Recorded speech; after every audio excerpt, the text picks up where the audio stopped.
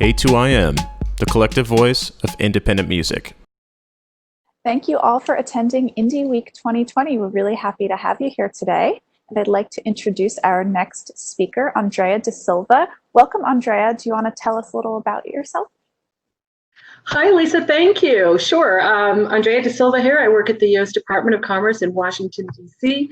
in the International Trade Administration, and I'm a senior policy analyst by craft, and also lead a global media and entertainment industries team. Wonderful. So Andrea is here to tell us about the U.S. government response to the global pandemic. So can you tell us about the response to the pandemic as it relates to the music industry, Andrea, and what resources or guidance are available for music industry companies who are seeking assistance?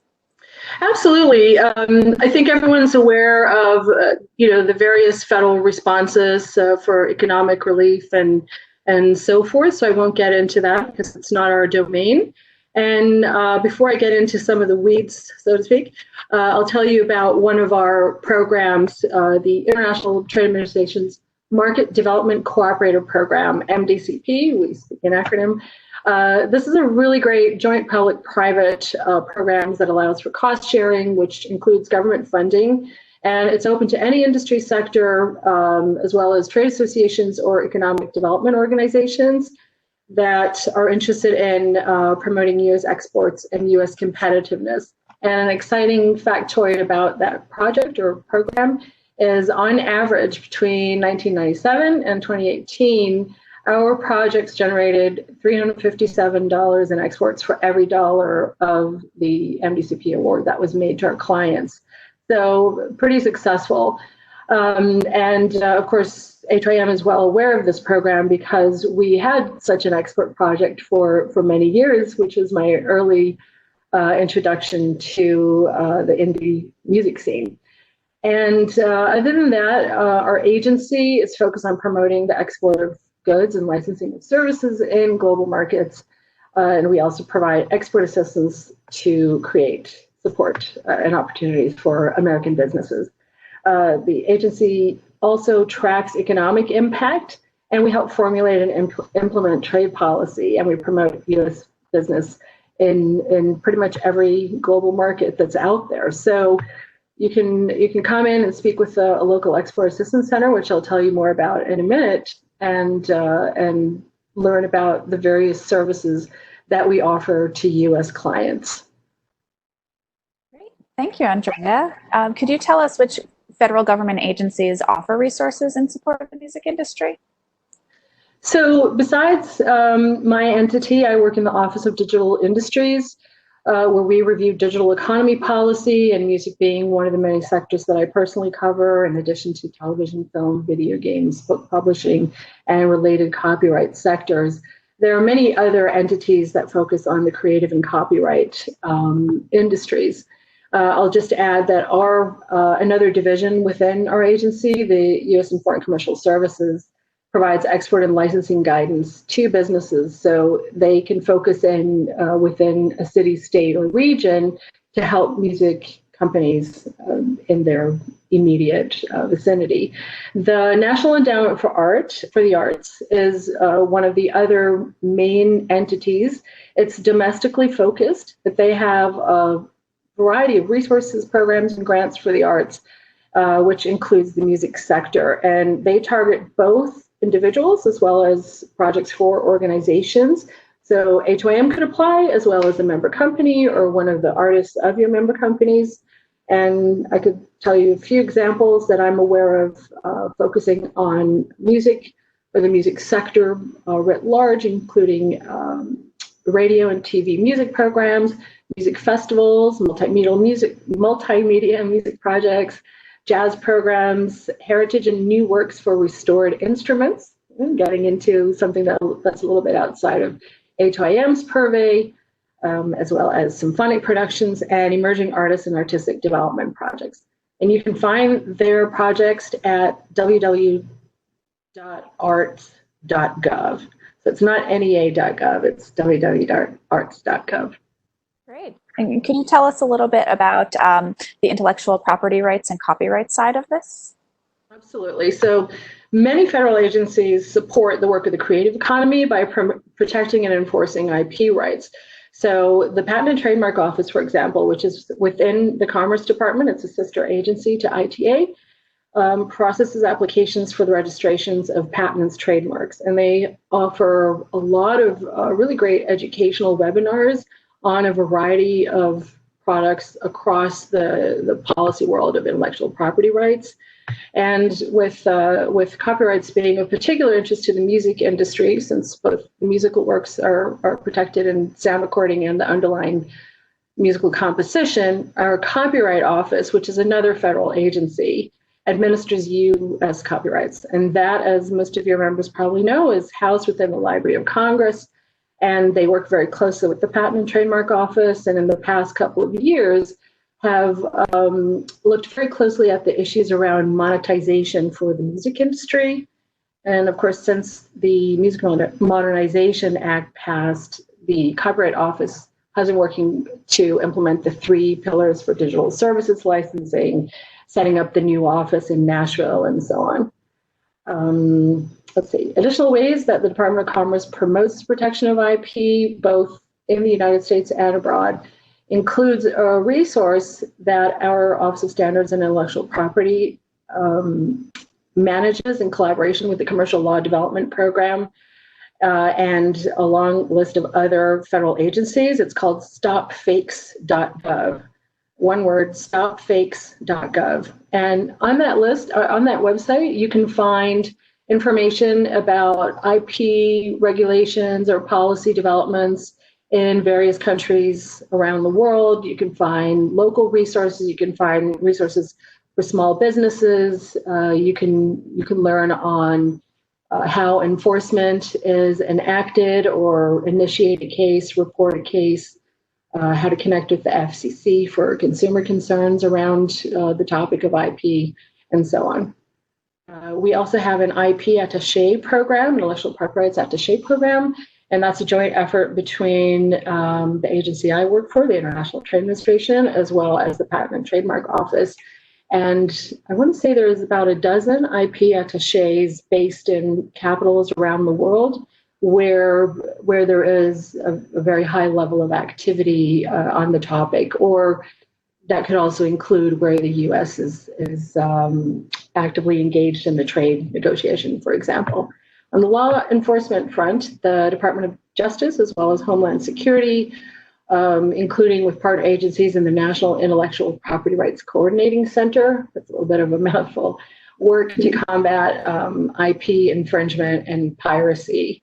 And of course, we work with many trade bodies, trade organizations that, for different sectors, including the music industry, that collaborate on these policy initiatives and enforcement to protect the economy of the creatives.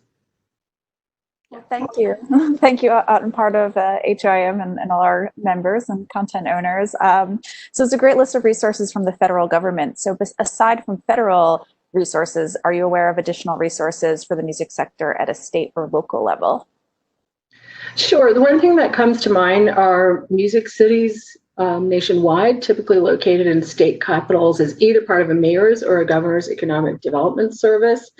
And they usually offer very localized services to help many industry sectors, including the music sector. But a music office, you know, I think of Austin's music office because we've all interacted with them on the margins of South by Southwest, and they have a great website. They offer a lot of great resources and tools, and they can help you really zoom in on what's happening in the local economy or find partners or clients, resources, grants, and so forth. I think I'd like to add, given that this is a time of reflection and pivoting for so many in the creative industry, it'd be a great time to launch a music office in your city or state if there isn't one. And I know that not every state has one.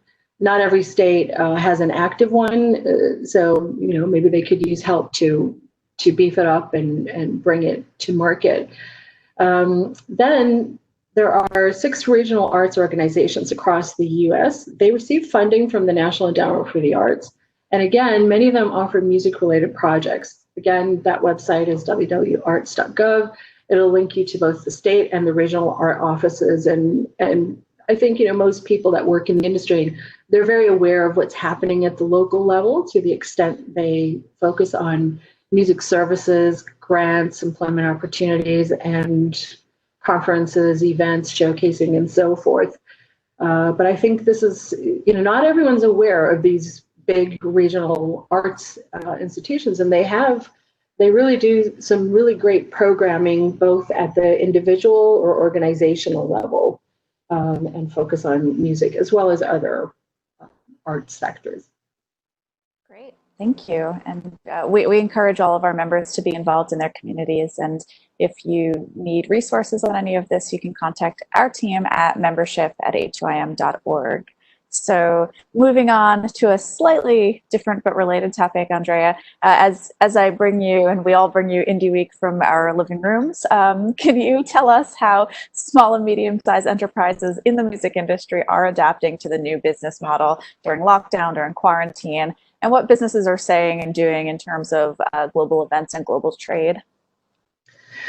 Okay, yeah, that's a lot. And I think, at this point, many of us have spent hours on Zoom conferences and events and meetings and talking with colleagues and clients and scanning social media for information resources. But what we do know at the Department of Commerce is that U.S. businesses across all sectors are very concerned about the safety of their employees and about getting back to business, both as soon as possible and as safely as possible. So, of course, business owners are evaluating the current as well as new income streams. And then there's this huge uptick in streaming services and streaming of content. And those entities are looking at, those who aren't maybe playing in that field are looking at how they could pivot, maybe revive unfinished projects or come up with new ones. New ideas that we've heard recently is it's just been clear that everyone is also looking at technology or technologies for a solution. And that could be anything from folks coming up with a new podcast series to offering more virtual services or doing what they've done via travel, but now online in a virtual forum, to creating other types of online presentations and live events. Some of our clients tell us they're doing hybrid. So, like Meet 'em last week, they had some pre-recorded events and sessions and some live announcements and presentations, and it was nicely curated. It's great model, so kudos to them, and I'm excited to see what we're going to be doing here with A2IM this week. And basically, we've been forced to use technology to replace face-to-face meetings. And I think that's one of the biggest challenges as to how are consumers going to respond to that, the buyers of the content or the music business, the music industry products and services. So even though that many of our clients recognize technology as an excellent facilitator, it does not fill every need. And it really remains to be seen just how people are going to engage online versus really having that deep desire to seek out in-person activities. And then I guess the final point is, given the uncertainties about gatherings and travel, a lot of indie businesses are looking at the major industry trade conferences, shows, events, markets that would normally fuel their business throughout the year. And observing that many of them have either gone virtual, like A2IM, or postponed until 2021, or they're looking at whatever that alternative is, so they can conduct the type of networking that leads to the type of business they expect to happen within their fiscal year. With A2IM offering your virtual events and a B2B networking sessions, I think you're extremely well placed to help continue that momentum and just help people transition to the new normal. And we expect, by the fall, a few entities will pop up with, heavy social distancing measures in place, but trying to meet in person. And of course, we all know that the Reeperbahn Festival is going to take place in Hamburg in September, and that's going to be live with a lot of modifications and restrictions. But it seems like that could possibly be the first one in this global music ecosystem that will reopen to a live attendee or attendance. So going back to my first point, really, when we look at the SMEs, we see they're looking for ways to pivot, to reimagine current or old services, or find whatever that could be, those new ways to earn an income. So for some, that's meant cutting programs and services to tighten their belts. For others, it means looking to trade associations or industry bodies that can support them to expand their market or expand their market offerings. The other thing, or I guess one of my final points on this topic, would be metadata. With everyone going online, including a lot of artists with live performances or daily or weekly performances, I personally would just highly recommend that you look at your metadata and finished projects that have been in the pipeline but might have been put off, and now really focus on how you're going to monetize all of your work, your product, your services, your artists, with really strong metadata in place so that your streaming and your activities can be monetized, can be captured. What we've heard from everyone is this is the time to get our house in order in every which way. And I think that's probably something we've all experienced personally as well. But when it comes to the whole digital economy and streaming and those trends and the use of technology, I can't imagine there's anything more important right now for the music industry than to have a clean metadata record.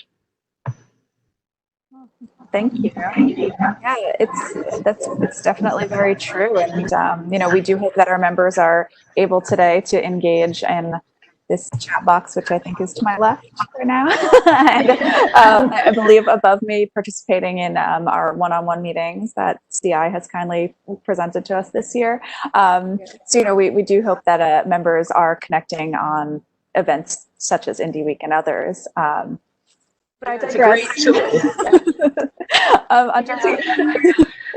Andrea, to get back to the topic at hand, tell us a little bit more about your work and observations you've had over the past few months, the challenges the industry is seeing, and really what ITA, your department, has been doing during this. It's a very difficult period for music and creative industries. So how are you providing services? We are reading voraciously. I've been in contact with heads of various trade association clients, including A2IM. We follow the news from the music industry, the various publications, the creative sector is writ large in my case. And we have a variety of customer services that we provide throughout the year. So this is a good time to talk about the export assistance centers. We've got about 100 of those across the United States with trade specialists that focus on a variety of industry sectors. And we have trade specialists at more than 75 posts overseas at our U.S. consulates and embassies. My team, which consists roughly of 250 members, consists of the trade specialists and experts that work across our export assistance centers and at posts overseas. And they really bring a deep knowledge of both international markets and how to export or go global. So they're great to talk with if you're considering entering a market for the first time. If you have already launched and you're doing well in one or maybe several markets, now you'd like to go deeper into that market or expand into other markets, we offer services to help you identify the opportunities, the pain points to prepare yourself. Of course, the SBA also offers a lot of opportunity to learn how to expand a business in general, but our sweet spot is connecting U.S. businesses with the international markets. And a lot of my colleagues are very well versed on digital economy issues, including, for example, music licensing, and they serve clients in our big music hubs, for example, New York City, Miami, LA, Nashville, New Orleans. But we have many friends in Indiana, in Austin, the list goes on. But we have staff in each state, and they're ready to support you. Then in terms of the global team, my team leader cohorts covering different teams have, we all began to offer webinars when the pandemic hit to educate clients about business and global market developments, but also how to reach out to the Small Business Administration, Ex-Im Bank for financial resources. And that was really in recognition of the very immediate need of the entertainment exporting clients and stay-home orders that just shut down everything with the gig economy shut down. And we know it's been a hit on the industry. We know it's been incredibly challenging at so many levels. So we went on from offering those types of webinars to some of those were live streamed in collaboration with trade partners on topics ranging from streaming businesses in sub-Saharan Africa markets, how to position yourself to connect with and develop business contacts to be ready when markets open up. So even if right now is a hard time, don't sit idle, start to think ahead and prepare. It's another area we're very good at helping our clients think about what their international strategies might be, even if they're not quite ready to go global at this moment. And recently we had two pretty neat webinars, all female speakers. I was kind of proud of that. And those dealt first with resources for artists and the music industry, and the second one dealt with opportunities in global markets for the music industry. And in that one, we focused on Latin America, European, and Asian Pacific markets. And we've got recordings of those if any of your members are interested in watching them in the WebEx format, not Zoom. Just want to mention that tidbit. And then, like I mentioned, we've engaged industry trade associations to understand the current and long-term priorities for them as an organization, as a body that's representing the businesses, as well as for their clients and their constituents.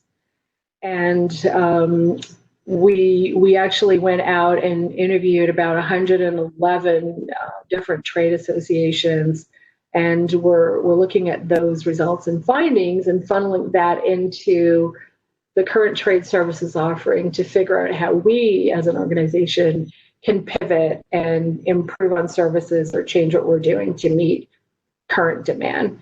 In my home unit at Commerce's International Trade Administration, my unit is called Industry and Analysis. We focus really on industry and analysis. We're tasked with both trade policy analysis and creating and implementing innovative trade and investment strategies that really unlock global opportunities for U.S. businesses. And all of our trade policy work continues. That doesn't stop. It might get slowed down or delayed, but there's a big community of international trade negotiations worldwide. And then we're part of implementing trade agreements and responding to any trade issues or regulatory challenges that emerge around the world. And that work continues quietly behind the scene, day to day. So I guess that's a little bit about my specific role, what we're doing, and how we kind of had an immediate response to the pandemic. We also do have some market research available online and other resources to support the music industry. So Andrea, can you tell us about what opportunities you expect to find in the coming months? And is this really the right time for our members and music companies to be exploring new export or licensing possibilities? And maybe could you tell us a little bit more about your trade policy and export services too? Yes, it's a resounding yes. It's always a good time to look at exports and licensing. And the one thing I think we both know, and anyone who has tuned in today, is that the music industry is a global community. We know that the U.S. has the largest entertainment market worldwide, and the world is eager to partner with your artists, creatives, producers, developers, performers, managers, visionaries, including especially with the music industry.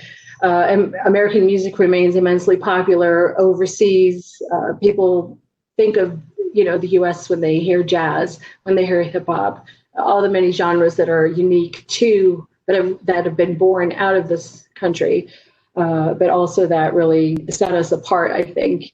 And of course, many countries are developing their own editions. So it's not that we have the corner on that market, but to say our content and the way we do business is very popular overseas.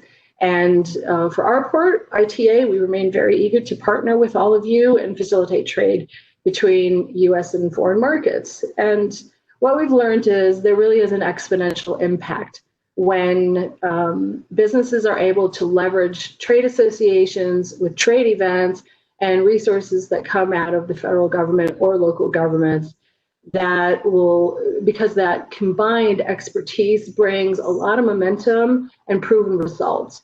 And we know, because we have a proven track record in helping American businesses compete and win. And with that global reach that we have a lot of people overseas. I mentioned to you, we've got offices in 70 different countries. And where we don't have a commercial specialist in person, we usually partner at a so-called partner post with the State Department, who can then represent us in commercial matters in that market. And we collaborate very closely. Basically, these offerings can be anything from helping American business enter a new market or expand in existing ones. I think I might have just mentioned that previously. And this is really a great time to position yourself as these foreign markets begin to reawaken after this little 3-month to 5-6 month slumber. Everyone's eager to do business. That's not unique to the United States. So we can conduct tailored market research. Our commercial service offers many different types of international market entry strategies. Some of them are fee-based. An initial consultation is free. And again, in order for your members to access those services and learn more, I'd be happy to introduce you to our export assistance centers throughout the U.S. Great. Thank you, Andrea. So could you tell us maybe a little bit more? Now we have, during Indie Week, we have some experts from around the globe telling us about their local music markets, but could you tell us from the ITA's perspective and from your perspective a little bit about some non-US music markets? All right, so what the data is telling us is that Germany has surpassed the UK as the largest music market in Europe. And at least according to pre-pandemic numbers and data and indicators, Germany was really going full steam ahead. And they, of course, do receive funding from their federal government and via the Ministry of Culture. When we look at Latin America, we know Brazil and Mexico are the largest markets, even though the data was telling us that Argentina was the fastest market in the region. It's still a smaller market. It does have some challenges in the world of trade. And I'm happy to talk more with your clients if they have particular interest in any of these markets. We also know that Australia is going gangbusters. Brazil is going strong. I'm sorry, I digress. Australia is going very strong in the Asia Pacific, but India has the fastest growing market in that region, and it's simultaneously the fastest growing music market worldwide.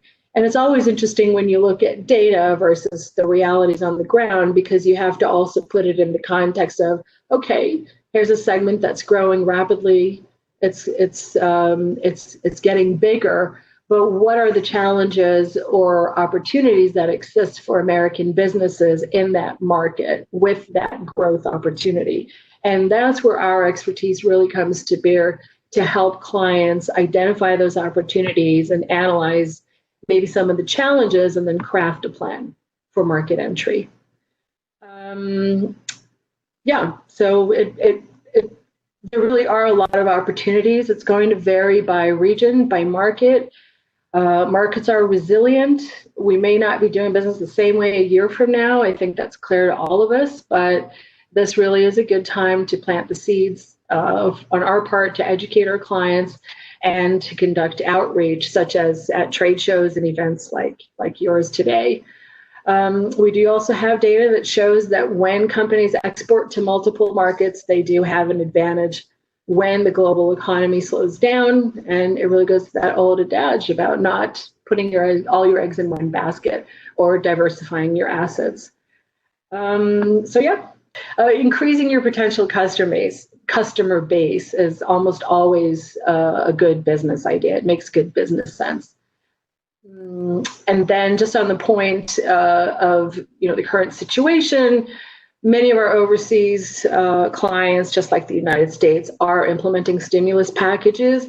So if a company has an opportunity or the resources themselves to explore new markets, this could position them or put them into a position to potentially recover more quickly by possibly accessing some of those foreign resources or doing joint projects or collaboration with overseas clients.